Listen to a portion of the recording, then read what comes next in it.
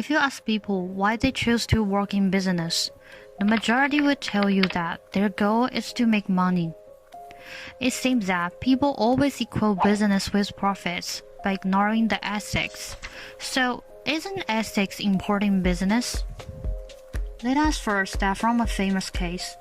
Do you still remember Enron, who used to be one of the most powerful American energy firms, founded by Kenneth Lay in 1985? As a large firm, Enron used to have 29,000 staff with client revenues of nearly $101 billion in 2000. However, this huge firm went bankruptcy on December 31, 2001. What contributes to its bankruptcy? One of the biggest reasons might be that Enron adopted mark-to-market principle in 1991. Different from original accounting principles, mark-to-market accounting principle requires that the income is evaluated at the present value of net future cash flow once the contract is signed. It means Enron will record what they estimate they will gain in the future as their income. It is like that you think you will get 100 RMB in 5 years, but you just record it as your income even if you haven't received it. This principle sounds ridiculous, but SEC still approved Enron to use mark-to-market accounting practice in the trading of natural gas. Another mistake made by Enron is that they never punish unethical employees even they steal money from the company or make fake accounts, because they are considered as people who can make money.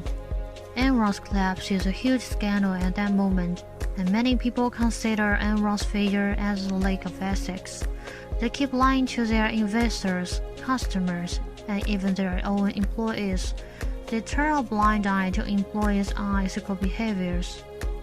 After this dramatic scandal, the government starts to set new rules on transparency of accounting, and universities incorporate ethics within their course again. Moreover, a recent survey found that 38% of employees consider ethical standards to be the first or second most important workplace attribute. Then, we will introduce 3 effective methods to get people work ethically in the working environment. First of all, the leader has to be a role model. To explain this point, we invite a professional leader.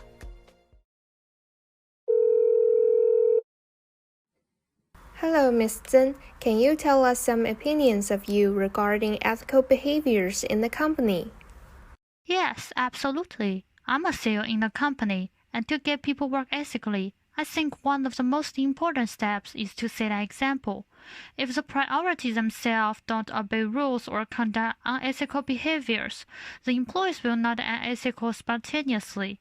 Leaders' behaviors are key in building moral organizational culture, and ethical leaders can boost employees' morale and encourage them to contribute into work. Moreover, it will increase motivation and collaboration in the organization, and also prevent firms away from being stuck in corporate scandal. That is my understanding of ethical behaviors. Thank you for Misten's help. Then let's move to another 2 points. Another point is that organizations would provide resources that actively reinforce ethics. Workshops and training help staff to recognize many ethical dilemmas, but these resources often fail to grasp the reality of many ethical breaches. Resources that consistently encourage ethics are most effective, unlike trainings and one-off events. For example, blog is an effective resource to reinforce ethics. With a few clicks, we can share thoughts, opinions, and news easily. Unlike those one-off events, blogs can be updated continuously and be viewed by employees wherever they want. The software company Adobe uses its blog to exemplify the ideal company culture. The blog is a vivid and regularly updated model of what's expected from Adobe employees. A wide range of blog topics, from ethics to inclusivity, illustrate the values that are best for the company, fellow workers, and the wider world. Finally, we can ask employees to write a personal code. Is the third method to motivate people to work ethically. Many ethical dilemmas are interpersonal. carry the potential for repercussion and are hard to navigate. Planning ahead helps encourage them to follow through when employees are faced with an ethical dilemma. For example, thousands of Google employees have signed a letter to Choi, the company's chief executive, protesting Google's role in the program that could be used to improve drone strike targeting.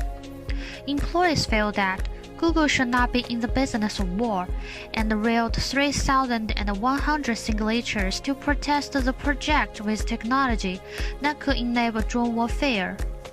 That kind of idealistic stance, while certainly not shared by all Google employees, comes naturally to a company whose motto is "Don't be evil," a phrase invoked in the protest letter. The company subsequently described its work on Project Maven as non-offensive in nature.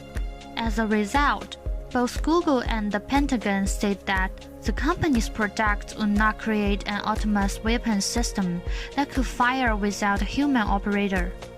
In conclusion, when people are working in an ethical environment, they can cooperate better with their colleagues, and ethical companies can attract more suppliers and investors.